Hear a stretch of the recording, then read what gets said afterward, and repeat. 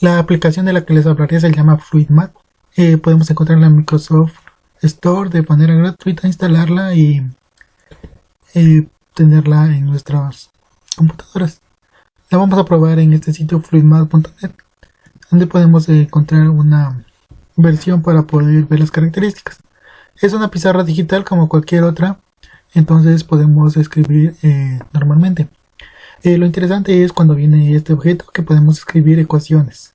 Por ejemplo, vamos a escribir la ecuación de primer grado.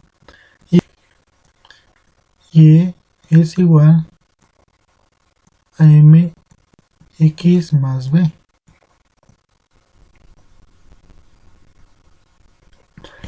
Entonces, por ejemplo, aquí podemos decir que m va a valer 2. Y podemos hacer que, por ejemplo, b valga, la ordenada valga 3. Entonces, ahora lo interesante es cuando viene acá. Para explicar la pendiente y la ordenada, solamente tenemos que hacer el gráfico.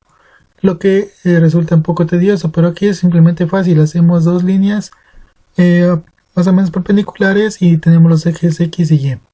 Para mandar la gráfica de la ecuación, podemos decir que la podemos arrastrar desde el igual, la mandamos acá y nos ha graficado la ecuación y igual a mx más b.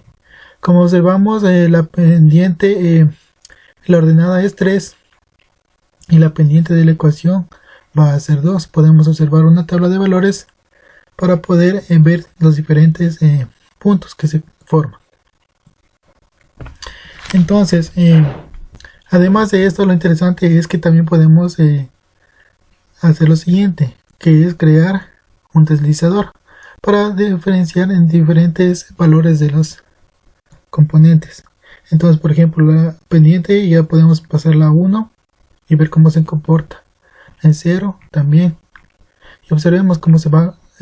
Podemos acercar o alejar el gráfico para ir viendo cómo se comporta. Por ejemplo, aquí tenemos B para ir viendo qué pasa al aumentar o bajar los colores. Entonces es una herramienta muy interesante para observar los diferentes valores de las pendientes negativas y positivas. Y no se limita, es un ejemplo básico. Lo más interesante, por ejemplo, podría ser seno de x. Por ejemplo, la ecuación y igual al seno de x. Entonces la graficamos. Podemos graficarla acá.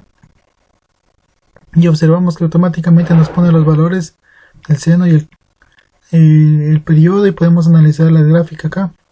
El valor. Por ejemplo, podemos aumentar aquí la variable a.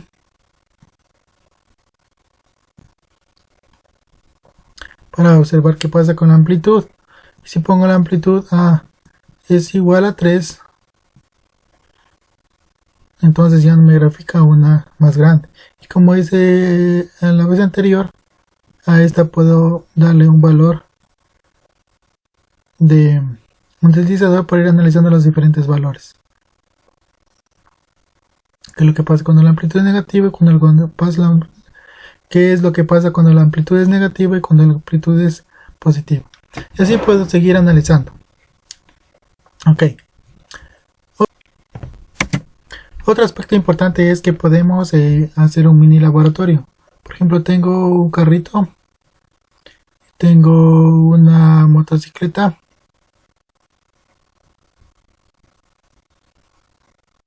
pongamos que es una motocicleta. Bueno, ya tenemos aquí las ecuaciones para describir los movimientos.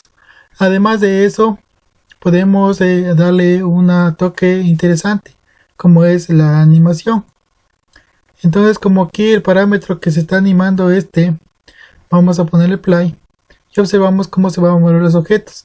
En este caso la motocicleta es más rápida por la ecuación que está b de x 2 veces t al cuadrado que el carrito.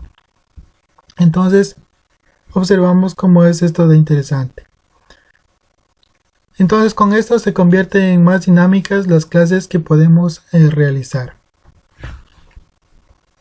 Creo que estas son las principales características de este pequeño programa.